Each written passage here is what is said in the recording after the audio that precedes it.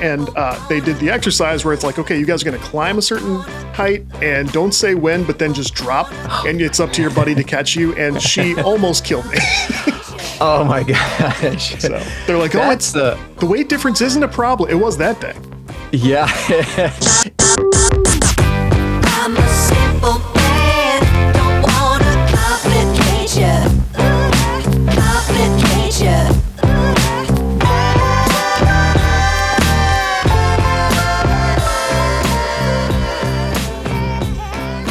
Okay, well, to begin with, Caleb, thanks for jumping on. Why don't you tell listeners who you are and what you do? Yeah, my name is Caleb. I do lots of things on the internet, but I love video games. I've loved video games forever. I've been playing and writing about video games and just engaging in all sorts of content creation around video games for a very long time. And yeah, that's kind of what I do. Developing games as well a little bit on the side. So all sorts of fun things. First of all, you were another author in the current story bundle thing that's going on till August 14th. When was the first one that you did? I had for story bundle. Yeah. I had done one before, and it was the one from, I think, last fall, I want to say. So just that one. Okay. How many books do you have in? Just one. I have plenty of books that I've written, but only one that's video game themed or video game related. So, gotcha. That and what's the title of that? It is called "Suddenly I Was a Shark: My Time with What Remains of Edith Finch." Parenthetical, possibly maybe the best video game of all time. That'd be great if I could fit that in the title, but I didn't. You got to stop the title somewhere. Yeah. How'd you land on doing that book? It is legitimately my favorite video game of all time, and ever since I read, I think it was Earthbound was the first boss fight book, I believe, from the publisher Boss Fight Books, and they were doing something pretty unique. This was many years ago, but they were doing something pretty unique in that they were creating books about single video games, and that just really intrigued me. And that first one I read, and several during the first portion of the Boss Fight Books run, which still goes on today, and they're still great books. They were very memoir focused and memoir heavy, so it was a personal experience with a video game rather than sort of development stories and things like that, which I really just was drawn to because that wasn't really represented. So I'd always had that in the back of my mind, and then when I played What Remains of Edith Finch, something triggered that memory of having read Earthbound all those years ago, and me thinking this is the game that I feel like I could sort of it works, gels so well with sort of my own personal philosophies and personal ideas and beliefs that I think if I were to ever be so egotistical as to believe that I could write a memoir and that people would care about it, I could do it through the guise of this video game in a way that it just almost spoke to me in a way that it felt like I kind of had to do it. And so that's why I did. I jumped in and did it. When did the book come out? It came out in, 2 years ago, I want to say. It's been a little while, or maybe 3 years ago. 2020, I don't even remember. That goes to show how quickly, like, my creative impulses sort of churn. I get this thing done, and I'm like, well, on to the next thing. But I think it was 2022 or 3, probably. I think there's something to that because all the authors I've spoken with and all the ones I know who have done story bundle things and write similar stuff, everybody has that, like, rapid fire, like, let's do this, let's do that, let's do this. And once they get a book out, the time after that compresses or blurs, and it starts to get hard to, like, recall, like, the important thing was getting it out there. You know what I mean? Yeah. Absolutely. And I've suffered that for all of my, I go in like sort of creative cycles. I don't know if you're the same way, but I'll be really obsessed with one thing and I'll do that for a good 5 or so years. And then I'm on to the next thing. It started off writing in college. That's what I got my degree in and everything. But then almost immediately after college, it was, I think I want to make YouTube videos now. And so I made YouTube videos about video games for a very long time. And then I kind of went back into writing a little bit, and then sort of it just kind of jumped around to a few different things. And now I'm on this weird rock climbing binge, which isn't necessarily creative, although there are creative aspects to it. And so, I don't know when I'll ever go back to writing video game stuff again, but I would love to at some point. It'll come back when I'm 50 or so. I'm sure we'll jump around, but that seems like one of your more recent things is a game you developed, a card game around rock climbing. Tell us about that. Yeah. Oh my gosh. If there's a Venn diagram overlap between people listening to this and people who love rock climbing, then Boy, howdy, you are in for a treat. Yeah. So it's basically I don't know how much you or the listeners will know about bouldering, which is a type of rock climbing. So if you most people think of rock climbing as you have a rope keeping you from falling to your death, and you climb big, tall, high kind of mountains. Sure. Um, and then bouldering is sort of a subset of that, in which you're really focused on shorter walls. There's no rope, and it's just smaller number of movements, but the problems, or they're literally called problems, or the routes, are generally much more difficult and much more involved and much more puzzle-like. So especially with indoor bouldering, which is what I primarily do, um, you see the problem on the wall, and again, it's a problem. It's called that intentionally because half of the fun for me, and I think half of the excitement for a lot of climbers, is that it's not so much can you complete this route or complete this problem, it's how do you do it? Because if you just wanted to go from the bottom to the top, it'd be very difficult for route setters to create something difficult. So instead they're using specific types of handholds positioned at a certain angles, at position certain ways on certain walls, because they want your body to move this way and do this kind of movement. And you have to kind of piece that together. And I love that aspect of it. And so the card game was an effort to sort of expand that even further. Okay, there's these problems that are on the walls, and they're fairly static, and they just sit there for a few weeks at a time until they're changed out. Some people, once you climb them once, you're kind of done with them and you move on. I'm one of those weird perverts who loves reclimbing things all the time. But the card game was a way to say, okay, how can we really gamify and stretch this puzzle solving aspect, and adding basically new mechanics, to use sort of traditional puzzle lingo. You can add these new mechanics and say you have to climb it a certain way, or you have to do this certain thing, or you can't use this certain hold, and you still have to figure out the puzzle with all of these new restrictions in play. And it just came so super fast. It was like something I developed for just my friends and I to have fun with, and almost immediately they were like, you should kickstart this. You should do something cool with this. And so that's where it kind of took off from there. And it's been really successful, and people seem to love it. So it's the first physical tactile game that I've ever developed, and I never really thought I would. And it's been just a great experience. That's very appealing for game designers. Like, I'm a designer and developer person myself, and having something you can hold these days is so rare in the first place, because Yeah. the games are, especially for indies, it's very rare to have something you could put in your hands. But that's super cool. And, without such a specific application for it, it's hard to know where to get started to do stuff like that. Like, I could make a card game, but for what? Like, to do what? And that's a cool way to tackle it. Yeah, I loved and maybe you kind of play in the same world of excitement too, but like, creativity is bred by constraints. The more constraints you put on something, the more your creativity has to take hold in order to make this thing you're creating shine and make it unique. It's the same way that I think for a long time I dismissed, like, quote unquote genre fiction as like, that's just, who cares? I want literary fiction. I want highfalutin literary fiction. And it took me many years before I realized just how creative genre writers have to be. They have certain constraints and certain expectations they have to meet, certain conventions they have to meet, much in the same way game designers who are designing, like, a top-down roguelike or something. Like, there's certain conventions people expect.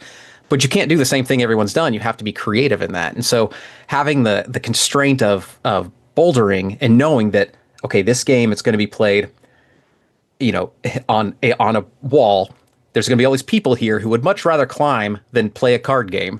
And so finding ways to get them excited about, like, the card game and the mechanics without distracting them from the wall itself, and without sort of making them bored, was incredibly difficult, but super, super rewarding.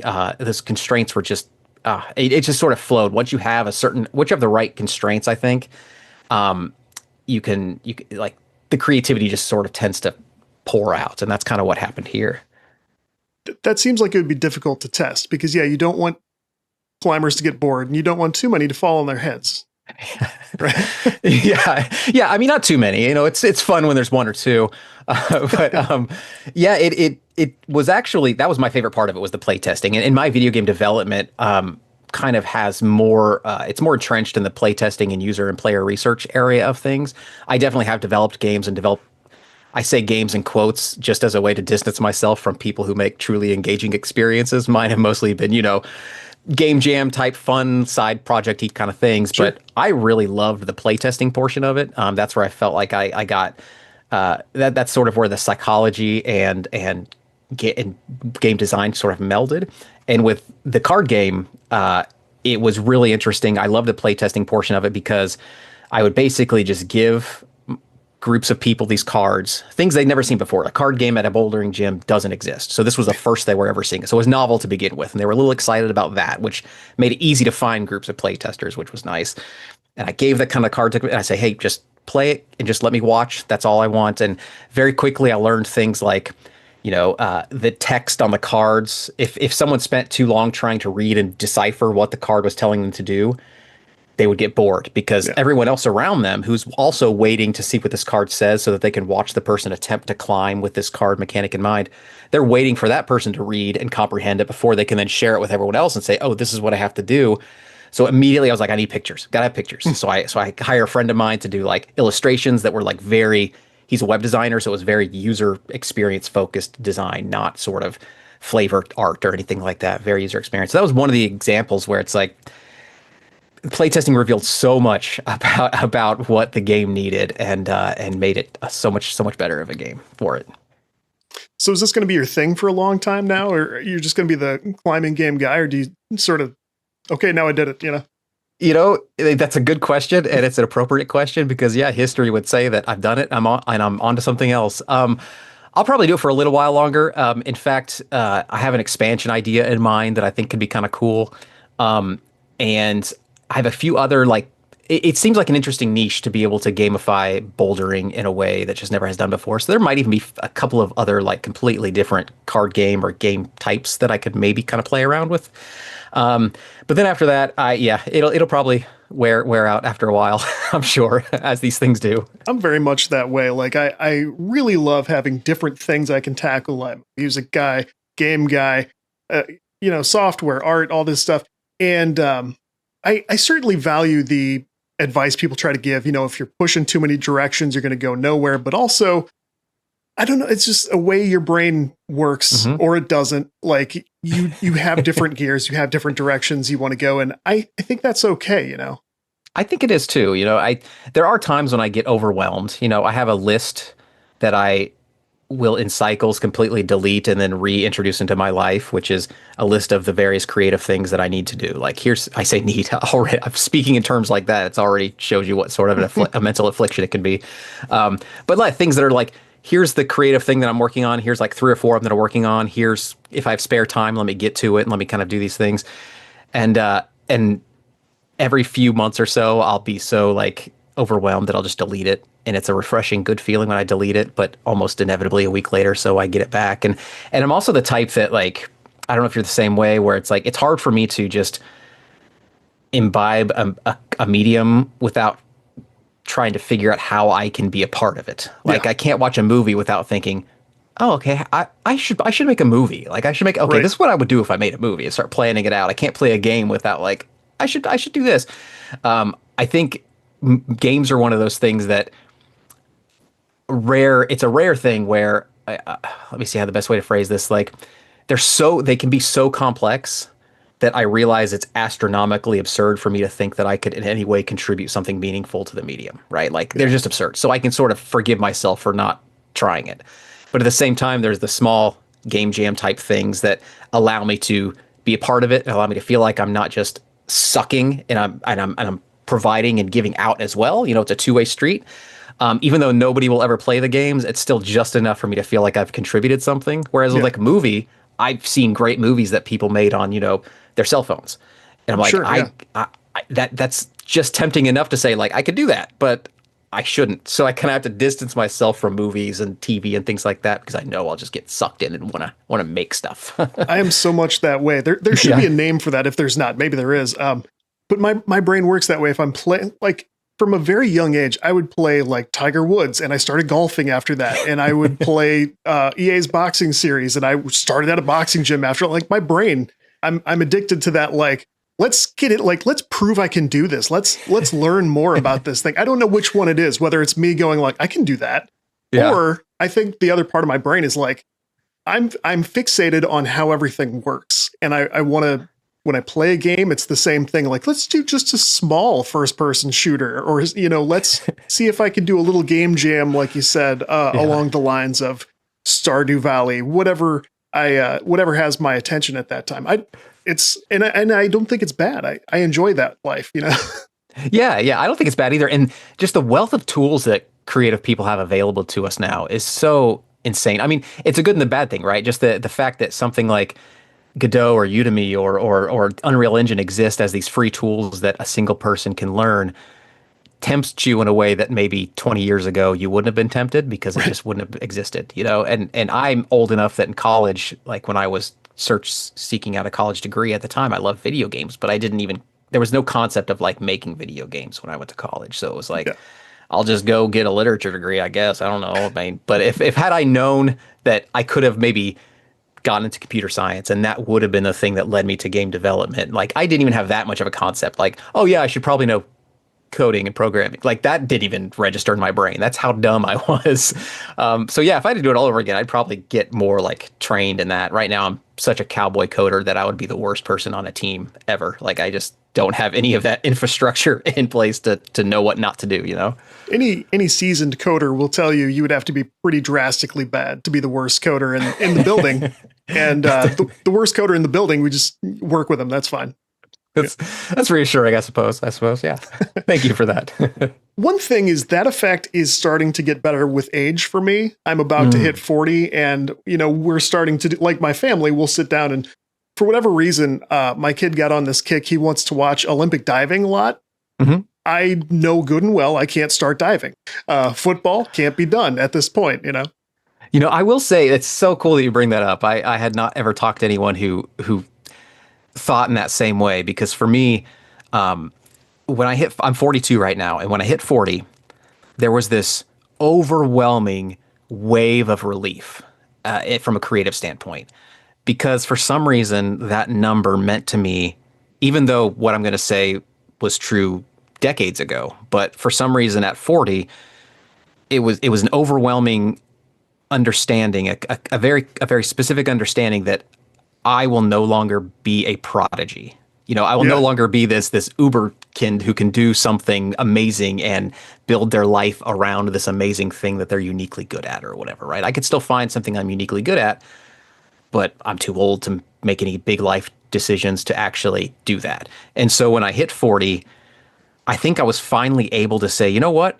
I'm going to write something that's probably going to be garbage and no one will see, and that's okay. Whereas before I thought, I'm going to write something that, you know, I'm going to tell everybody I'm okay if it's garbage, but secretly I want this thing to be the next big thing and I want people to read it and love it and everything. But now I'm officially like so comfortable when things are terrible. And it's really kind of nice, actually. It is the failing comfortably phase for sure. I can feel it already.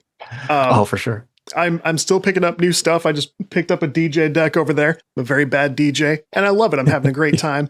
I'm still trying new things all the time, but failing comfortably is the new normal for me. I like that term. Yeah, failing comfortably. I like that a lot.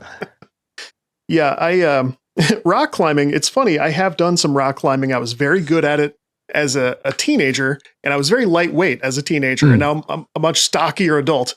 And the last time I went was probably 12 or 13 years ago. I was with a guy friend and a girlfriend, and the girl was probably literally about like 110, 115 pounds. And we were like buddy climbing and like holding the rope for one another with an instructor's help and instruction. And they did the exercise where it's like, okay, you guys are going to climb a certain height and don't say when, but then just drop. And it's up to your buddy to catch you. And she almost killed me. Oh my gosh. So they're like, oh, it's the weight difference isn't a problem. It was that day. Yeah.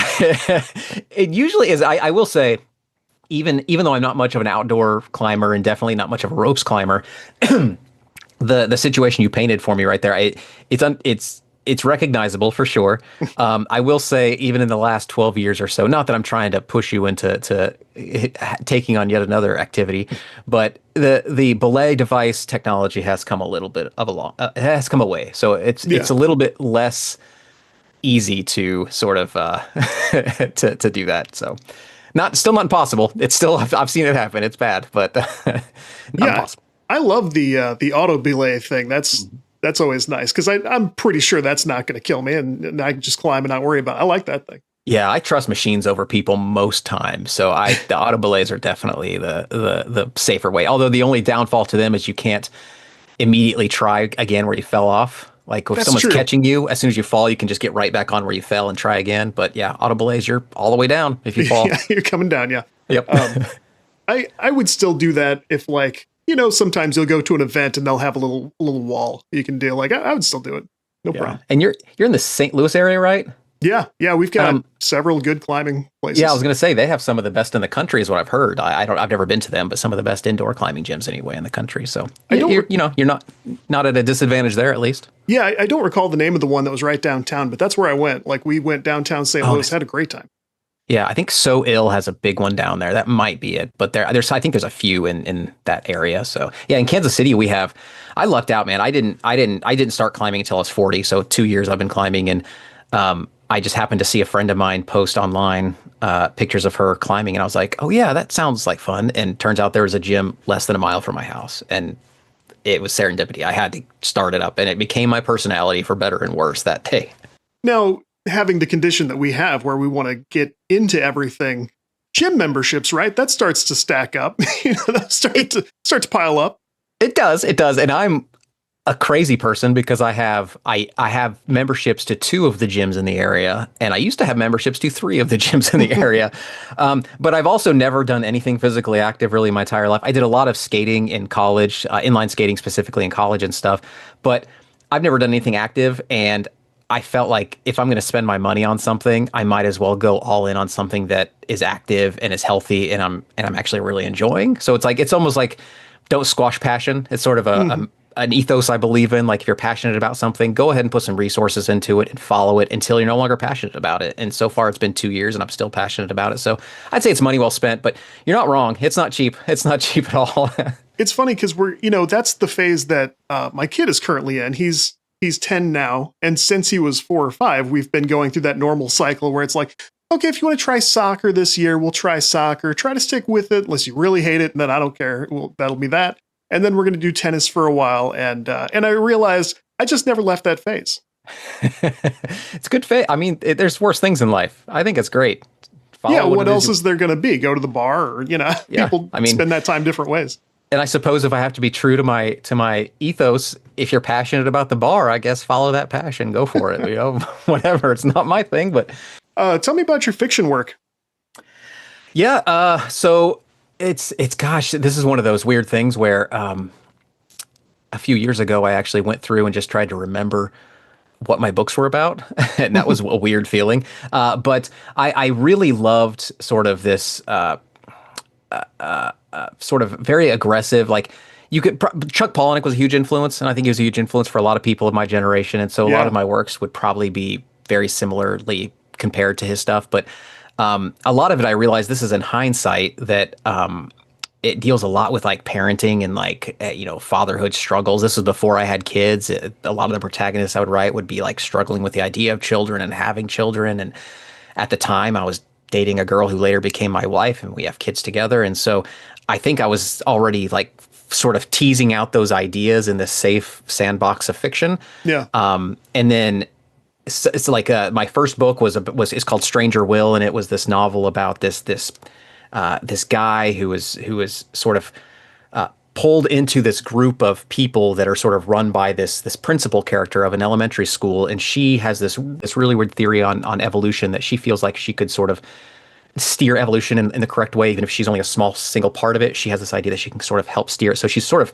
culling the herd, so to speak, not sort of in a grotesque way, but she's sort of training kids and teaching kids in certain things to try to guide them around. And she solicits this character named Will, who is a human remains removal specialist. So he deals with, when bodies die, you have to clean them up and that sort of thing. And so he has this already sort of macabre sense on life. And at the same time, his girlfriend is pregnant. And so there's all these kind of things happening. But then it gets incredibly dark, probably darker than I would write nowadays. But yeah, it gets incredibly dark. And a lot of those themes maintained throughout a lot of my fiction. I have 4, I think, novels and maybe like 2 story collections, I believe is how many. It's been a little while since I've counted, but yeah, I'm sure they're all still good. I'm sure there's plenty of things in there that act more as snapshots in time and how I was feeling at the time, almost more of like sort of not journals literally, but representations of emotion states at those times. And so I'm glad to have written them, but I can't vouch for their for how good they are now. That's how I would be. I've got one book, and I think after maybe the second one, I would start to forget what was going on with the others. And I don't know how fast I'm going to write a second one, but I've also written some notes for some comic books, things like that. I've got a friend who has an indie comic label, and so I'm occasionally putting stuff together for him. Isn't it interesting at this phase, since we're talking about aging and middle age and all that stuff, how your perspective naturally shifts? Of course, it's going to change, but like, isn't it interesting how that comes through in the writing ideas? Yeah, very much so. In fact, one of the dedications in my book, I think it was in Suddenly I Was a Shark. No, it wasn't. It was, I don't know. One of them was basically the inverse of like, hey, thank you, son, for being born. I couldn't have written this book without you. It was, I couldn't have written this book with you. It was basically like, if I had you at the time that I was writing this book, there's no way that this book would have come out of me, because it's sort of very, it's not anti-fatherhood, but it could easily be construed as that. So you're absolutely right. You sort of change. I think it's just that you have a larger collection of ideals and experiences and everything, that in your experiences, as platitudinal as it might sound, like they inform you. And so you do have, whether you want to acknowledge it or not, you have every day, going back to like sort of genre constraints, you have new constraints, expanding constraints, but just different reference points that force you to look at the world differently. So you could try to maybe write what you used to write, but it wouldn't be, to use the tire phrase, it wouldn't be authentic, right? Because you'd be trying to write from a frame of reference that you legitimately no longer are capable of having. So yeah, I think it's cool. I'd never really thought of, until I wrote a few books, I never thought of fiction as, it is, as I mentioned earlier, it is almost sort of a journal. It's sort of a map of your state as a human being, in a way that I think is less, it's definitely less overt than actual journaling or actual diarying. Diarizing? I think that's diarizing. Yeah, that works. So, and I've never been like a diary keeper. So this is as close to, I think, as I have. So maybe I need to start writing fiction now, so that 20 years from now, I can be like, that 40-year-old Caleb was a turd. Go back. Yeah. At 60, you're like, God, what was going on with me? What is going on there? Well, something that has helped me with the like every direction at once thing is I started bullet journaling, just because I was going in so many directions that like everyday stuff was sort of slipping through the cracks. Like, hey, you said Monday you were going to do this thing. Did you do that? Like, no, I haven't thought about that since before Monday. That has been a big impact from the day-to-day stuff, but also something I love about that, and I've talked about it on the podcast before, where listeners can go back if they so choose. But you end up dedicating different parts of that space to different projects, and that way everything is somewhere, and you're not having to balance it all in your brain at the same time. And something I like about that is there's still a daily list, here are the things I need to do today. And you get to pull in small chunks from like different projects from elsewhere in the journal and keep them in that daily list. So like, if I want to keep my comic book project moving forward, here's the next thing I need to do. And maybe later in the day, if I want to make my game happen, I need to do the following art or whatever. And then you can kind of, it helps you tackle multiple things if you want, but also it just helps you keep them straight. And that's been a game changer for me. Like I like that. I wouldn't try to force journaling on anyone, but look into it. It's pretty awesome. Yeah, I might look into that. I've heard bullet journaling, never taken any time to even investigate what it is. So knowing that it's, my ignorant perspective was, it must just be like using bullet points and that's it. But it sounds like it's quite a bit more involved in that. So it is based on a sort of bullet point system that helps you manage the day to day. But then also there's a very cool way of using notebooks, like paper notebooks, effectively, so that you're not just flipping through looking for your stuff all the time and wasting time. I like that. I think students should learn that, because I was a very disorganized student, and that alone is worth, they call the system threading. It's very helpful. Okay. And then I'll look into that. Yeah, and then you get to knock out little bullet points throughout the day. Super cool. But to go back to the fiction shifting over time, like I think it's cool, but I want to point out, I'm not saying that the older writing you do is better, because then that sounds like discouraging younger writers from like, you don't know what you're talking about. No, that point in time is really important too. And I'm saying I couldn't go back and do my 20-year-old writing, just like you said. Like I couldn't get that perspective again. It would be different. Like at that age, I had a character that was, my friend said it was like, oh, it's like the guy from Falling Down. If you've ever seen that, that character that's like just snaps one day and is just full rage mode for the rest of his life. I had a comic character like that, and I thought, yeah, that's a cool perspective. And as like a 40-year-old with a family and like stuff to lose, it's like, oh, of course I couldn't write that way now. It would start that way, but I was a young, angry kid. Like I was still dealing with like childhood stuff and like mad at parents and, all this stuff. But now I would have to inevitably, this character would have to come to terms and have to, get what was coming to him and all that stuff. It couldn't just be the new Punisher and he lives forever. Like, no, that's not how things work. Yeah, that's so true. Because as a child, had someone told me that, hey, the reason you're writing this, and I'm making what you had said very binary. So I'm erasing the nuance. But basically, if someone had come to me as a child and said, hey, the reason you're writing this angry character is because you yourself are angry, of course I would push back and say, that's not why. This guy is cooler than this, and he's different because of this and this or whatever. But as I get older, I can properly not only reflect back on me as a child and say, yeah, I probably was doing that, but also I can understand better that, as I said earlier, you're writing from the pool of experiences that you have, and those will project themselves in a variety of different ways, and you choose to create this character because you like this character and you think this character is cool, but it's your experiences that are dictating that you think this character is cool. So therefore you are writing something that is part of you, whether you know it or not. You're just doing it in a much more, exaggerated way possibly. And I think that's endlessly kind of fascinating and entertaining to me. I think it'd be cool if I was smart enough, I would have, like, as a kid, maybe started a book when I was like 12. Oh yeah. And then chapter 2 I wrote when I was 15, chapter 3 I wrote when I was 18, and like maybe try to like do this thing that would actually be some sort of coherent piece of work. And then by the time, I get to chapter 50, I'm having to sort of make amends with all of these probably terrible story threads and things that are happening. And then I'm trying to wind them up as an adult and everything. Yeah. I don't know, that could be a kind of a cool experiment if I can find a time machine to do that. Like the musical stylings of Adele, right? Yeah, Isn't she the one who does an album like for different ages, I think so. Yeah, I think so. Yeah. My wife's going to be, if my wife listens to this, that's bonus points. I listen, hon. My speaking of Adele, I guess kind of. So when my kids were younger, this actually is related surprisingly.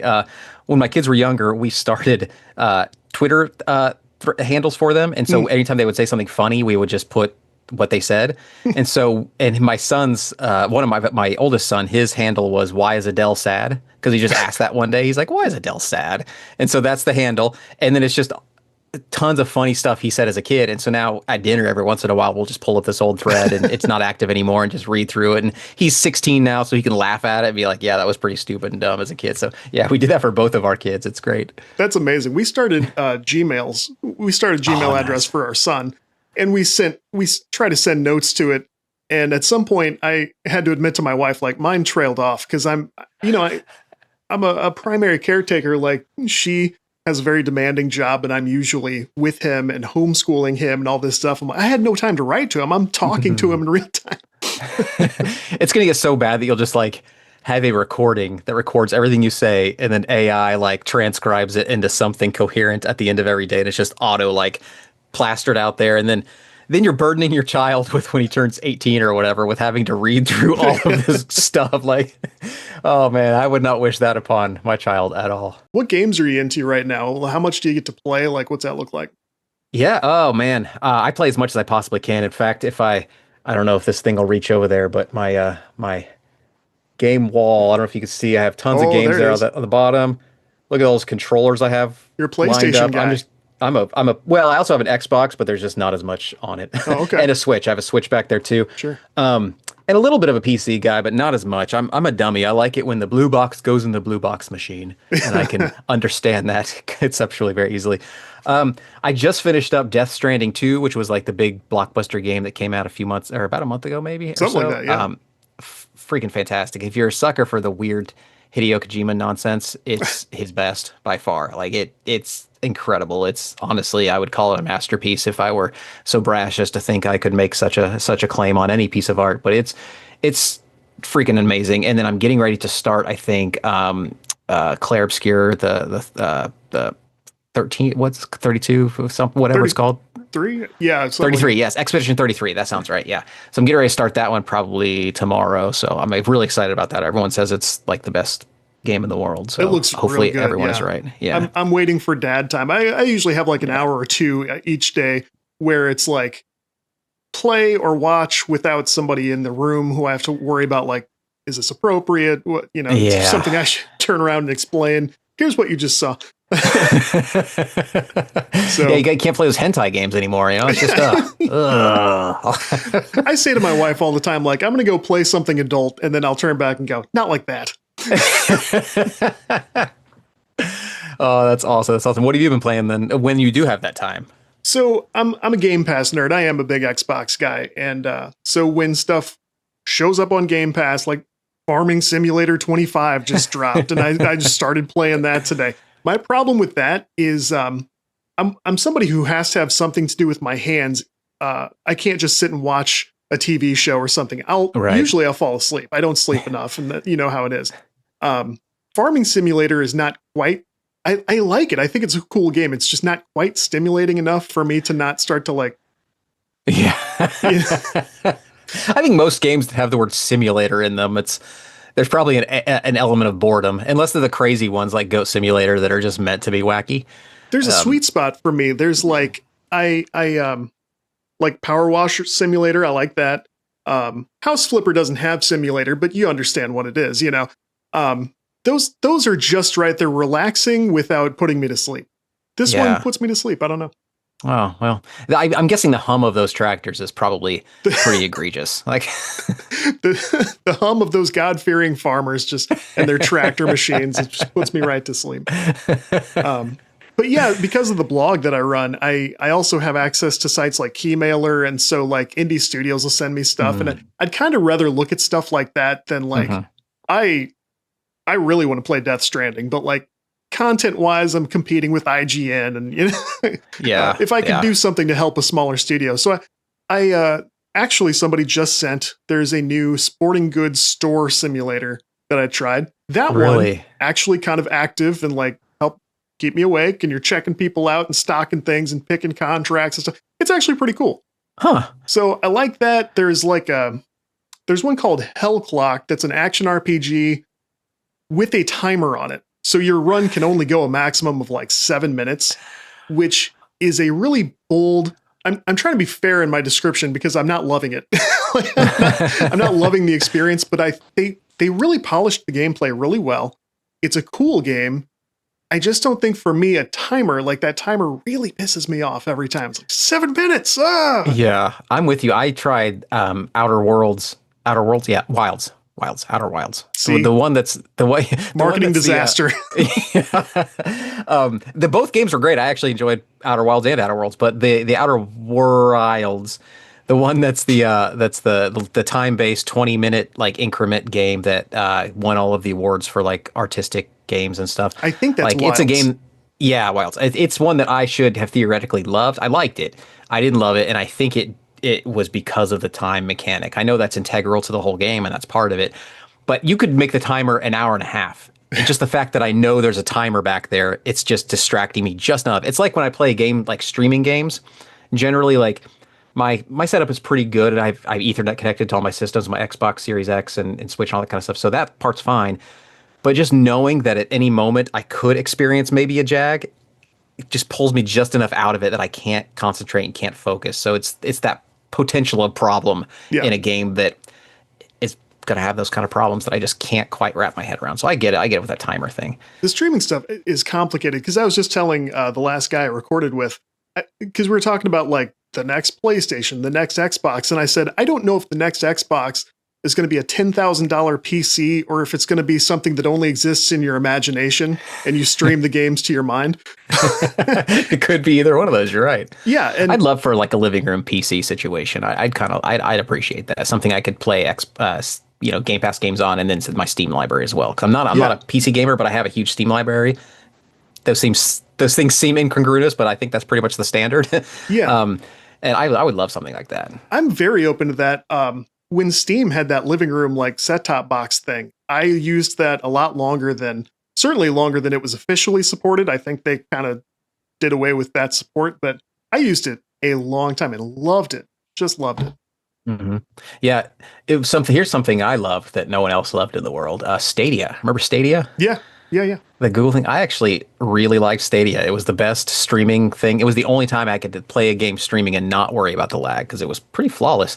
And then it just, Google being Google, it went away, and that's sad. But I'm hoping that they use that technology and they lease it out to some other systems, like maybe even Xbox just uses it because it was such a great technology. But we'll see. I knew people who had it and swore by it. Like the few devoted players really loved Stadia. They all thought it was great. And I looked at it a few times and I thought, I don't know if the home network is up to par. I don't know. There's always that doubt. Exactly. Yeah, it does. And it was a marketing disaster. We don't have to get into it, but like its main problem was that it was marketed terribly. And that's, I think, mostly it. It was just marketed terribly. And also Google felt like they could just throw their money around. Yeah. Like, us gamers were a fickle bunch. And, Nintendo, PlayStation, Xbox, they've all earned their position where they are. Mm-hmm. Google came in and tried to buy their position into it. And gamers are smarter than that. They're like, I don't care how good your thing is. I'm suspect of you because you're trying to dethrone these things that I have a genuine personality. They're part of my personality. I am a fanboy of these things. You're trying to dethrone something that is me. Yeah. No thanks. And you're known for throwing things into the dumpster at random. Exactly. Yeah. Exactly. Yeah. So yeah, it was bad. It was a bad marketing thing. But thankfully, when it shut down, they reimbursed.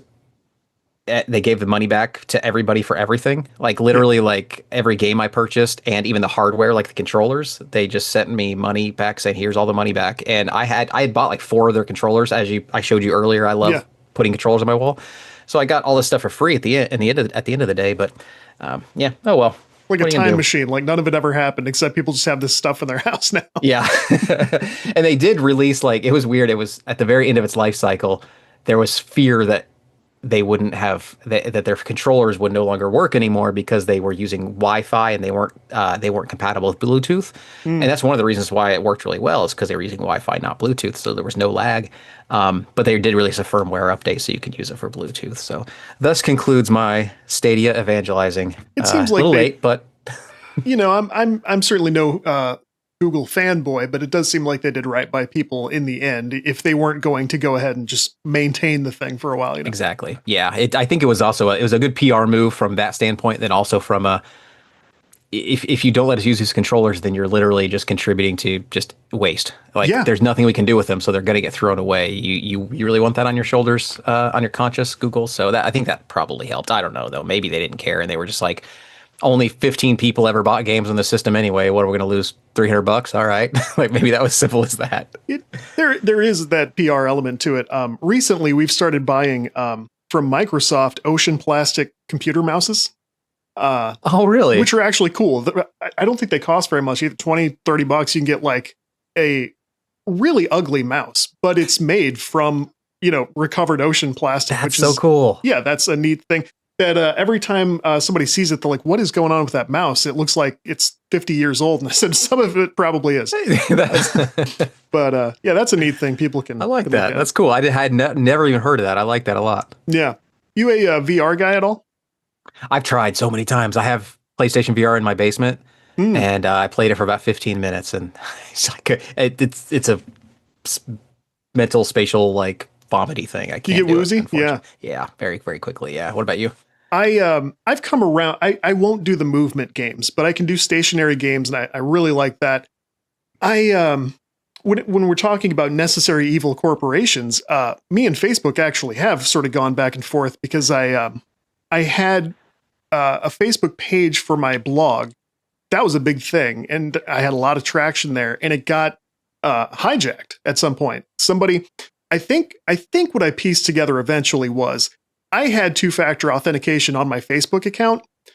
What I was not taking into account was that when they took over Instagram, I think someone got access through the attached Instagram account or something, which did not have two-factor authentication because it had no like Wow. credit cards attached, anything like that. But I think through that, there was like a backdoor into my business page, which had a credit card on it, and they started running ads, which were scam links. And so Facebook is famous for not supporting. I don't mean to get into the whole thing, but so I had their VR thing, and then it was like, okay, I'm locked out of my library, and they won't support it and all this stuff. But which sucks because I do like VR. I actually contract once in a while with a VR studio here in St. Louis who does client work for like companies that I haven't got to do any game stuff for them, but they'll do like mobile apps, XR, AR, VR, all that stuff. People want to wow their clients, Yeah, that's cool. So I'm into that. I've always wanted to try the PSVR stuff because there is a disc golf game that's part of like a sports pack game of some kind, and me and my son are really into disc golf. Nice. Yeah, that'd be really cool. Yeah, I probably need to give it another shot. I mean, I went so far as to our basement. It's an unfinished basement, but it's pretty cozy down there. It's kind of like the neighborhood kids kind of hang out, chill spot. So it's cool that we have that area for the kids. And I literally had like, we have a TV down there. We have the PlayStation 4, PlayStation VR's hooked up. We even had like the little cable so that you could like kind of keep the cable out of your face. So it came to set all this kind of stuff up because I'm like, if I'm going to play it, I'm going to play it right. Yeah. And then I ended up playing it for like 15 minutes and I'm like, it's not for me. It's not for me. that It was work. fun putting it together though. It was almost like the thrill of Lego. Even Yeah. if I don't like the thing I'm building, it's like, putting it together was fun. That's another secret of this part of life. Everything feels like Legos, but it's like wood and nails and metal. Yeah. And unlike Lego, if it doesn't fit, you can just hit it hard enough and it will eventually fit. Smash it, break it into pieces and stuff. Yeah. What's funny is because of the contracting VR stuff, I used some of the really early, really rough VR headsets. The first one I contracted with was, I think, made by Acer, and they did not stay in the VR business long, but it was a Windows mixed reality headset. And I'm a big racing fan, and the Dirt series added VR support for, I think it was Dirt Rally, the first one. And so I put on the headset, and you could actually like do a race from inside the car in VR. And it felt fine for a while. Like it was a little jerky, and I was noticing that. I'm like, it's a little hard to like keep, my brain is trying to like maintain where it is in this space, and it's a little off, so my brain can't quite do it. I was fine for one race. I took the headset off, got up, and almost threw up and like staggered across the room. I couldn't like stay up.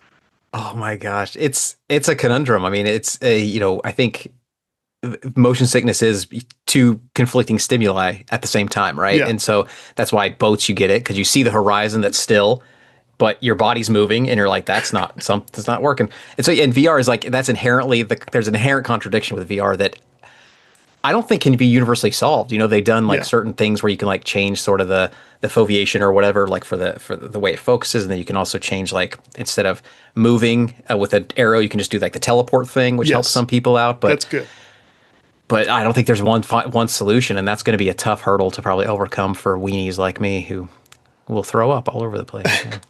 I'm squeamish by nature. Like if I'm not driving in an actual car, I will start to get car sick like 20 minutes in. I can't look down at my phone. I can't read. Flights are terrible. The whole thing. So that's a factor for me. I knew a guy who reviewed stuff for Upload VR. He was a VR columnist, like a journalist, and I was like, so you play the worst of the worst, literally flying through the air, all the experiences you can have. You're doing all of it. He's like, yeah, I do it all. I said, was it hard for you? Like, do you have any of that squeamishness at all? He said, I started that way and I had no choice. I just powered through it. Now it doesn't bother me. So I guess he just puked it out. I don't know. God, that's all. Yeah. How does, I think he's still puking. I think he lied to you. He didn't stop. He's still puking every day. It's a good point. Every 25 minutes. That's awful. I'm not encouraging listeners to try that. There's no science here. I don't know. So tell people where to sort of follow your work, where to look around for the various projects you're doing.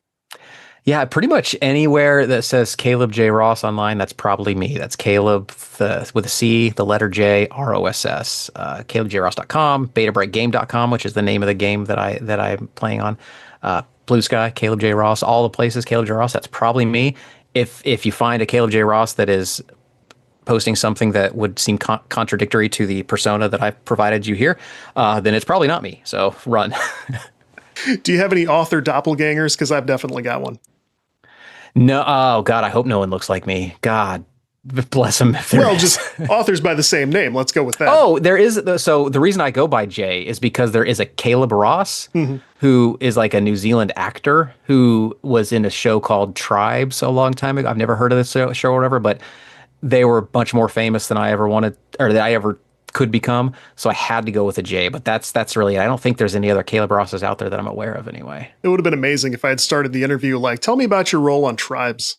Oh, man, I would have played into it as hard as I could have, and you would have heard the best New Zealand accent the world has ever heard. It would not have taken much to convince me. Like, oh Jesus, it's really him. That's him. I think that is New Zealand accent. Wow. I met that guy today. He looks way handsomer on the photos on the internet than he did in person. That's weird. Yeah, because there's a Todd Mitchell author, because I have an extremely common name made of 3 first names, Todd Ryan Mitchell. I'm nothing but first names over here, and there's an author who is superior in every way. He's more successful, probably a little better looking. He's been successful as an author for. In fact, I think he started teaching at a university because of his acclaimed writing work. So for him, I'm the nuisance. Oh no! Who dipped his toe into the waters. I'm also three first names. My middle name is John, so Caleb, John, and Ross. Yep. That's another thing that needs a name as a condition. Yeah. First nameists. I don't know. First namist almost sounds negative. You're such a first namist. Oh, sorry. It's true. To be. Don't talk to him. He's a first namist. Yeah. Well, that's awesome. Here's hoping for a successful rest of the book bundle. Everybody check out Story Bundle's current promotion, like 66 books for one very reasonable price. That's my phone could barely hold it all. You know? Yeah. How far are you through the stack? Yeah, I know, right? So Travis came on his GameCube books. He came to talk about those books last time. So I looked at his stuff. I've started looking at your stuff. So I'm about 3% through 2 of the books. Nice. That's pretty good. Pretty good. That's not bad, right? Yeah, not bad at all. I got the previous bundle, and some of the books are the same. So I was able to, I did read quite a few of the previous bundle. I haven't started many of them in this bundle yet, but they all are very intriguing. So I'm looking forward to it. It is. They're killer. Like they're very cool titles on a million topics that we're all interested in. I've been reading stuff like this since way back when. And so it's so cool to get to join the circle of writers who do this stuff, because it's not as big a group as you would think. There's just a few proud keepers of history. You know? I will say, to put a short plug out for a friend of mine's website, his name is Dean. He runs the videogamelibrary.org, and it is a great resource. So if somehow you're able to burn through all 66 of the books in the bundle, he maintains an online library of every video game book you could possibly think of, and he has it sorted by subject matter, fiction, nonfiction, magazine, there's so many out there. And so your book, I'm sure, is in there and you don't even know it. So plug for that. I think videogamelibrary.org, I think, is that. So yeah. Awesome. Very cool. So we've covered a ton of great stuff. The sun is starting to set and it's starting to burn my neck right here. Weird thing I didn't plan on when we got on the phone. So Caleb, thanks for your time. This was awesome, man. I appreciate you inviting me along. This was a lot of fun. We'll have to do this again sometime. Absolutely. All right. Thank you again to Caleb. Thanks to Spike for hanging out for the show this time. That was fun. If you are interested in the Story Bundle promotion, the Greatest Hits Game Bundle Volume 2, it's got my book, Travis from last show, Caleb from this show, literally like 20 books by David Craddock, a bunch of great stuff. That only goes through August 14th. I think it shuts down at midnight on that day. So if you want like 66 game and gaming related books, you have a limited time to do so. If you enjoy the Game Dev Breakdown podcast, which is just back in full swing and it feels so good, check us out at Spotify, YouTube, anywhere you listen to podcasts. Please follow us, drop a good rating, a good review, tell a friend, all that stuff helps. And next week, look, I'm not going to tell you who the guest is, but they did something awesome. And this topic always goes viral when we talk about it. So I'm excited for that to get out and to help this person because they're doing something that I really love. Point is, make sure you're getting notifications somewhere because when that show drops, people are going to talk about it. I just guarantee it. CodeWritePlay.com for show notes. I am Todd Not Mitchell on social media, just about everywhere now. As always, reach out, say hey, love to hear from you. I will catch you guys next time. Thank you. Thank you.